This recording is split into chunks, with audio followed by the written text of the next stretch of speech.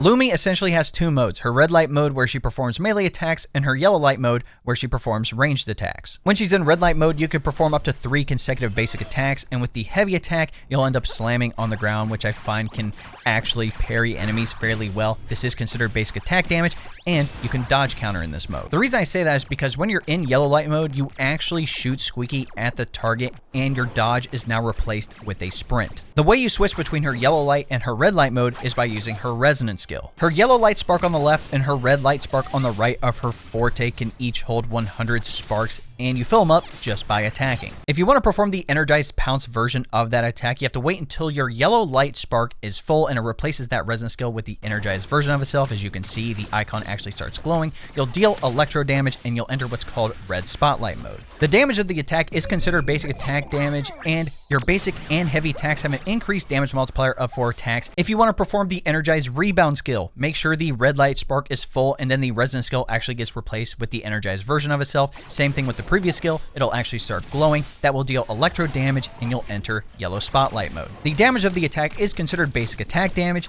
and when you're in that yellow spotlight mode, the glitter attack is replaced with glare, so that laser actually gets an increased damage multiplier, and after 6 shots, it goes away. For her Resonance Liberation Squeaky Express, you literally toss a giant Squeaky at the target. It's easily one of the most hilarious Resonance Liberation animations I've ever seen. Now, what's cool is that her Ultra skill can actually do 2 things. With the base one, Escorting, the incoming Resonator has their Resonance skill damage amplified by 38% for 10 seconds or until they're switched out. But the other cool thing under the Forte is that she has a skill called Laser. So when you cast the Ultra skill, it consumes any sparks that you have in the current mode and turns them into lasers. Obviously, the more sparks you have, the more lasers that are going to come flying out, and these are considered basic attack damage. So now that we've explained how her kit works, let's talk about the damage rotation. For the first step, whether you already have her on the field or you perform the intro skill, the main thing is using either your Thundering or Tempest Memphis if you're using her as a main DPS. Now, if you proc the intro skill here, you'll actually automatically have your yellow light spark all the way up, which means you can perform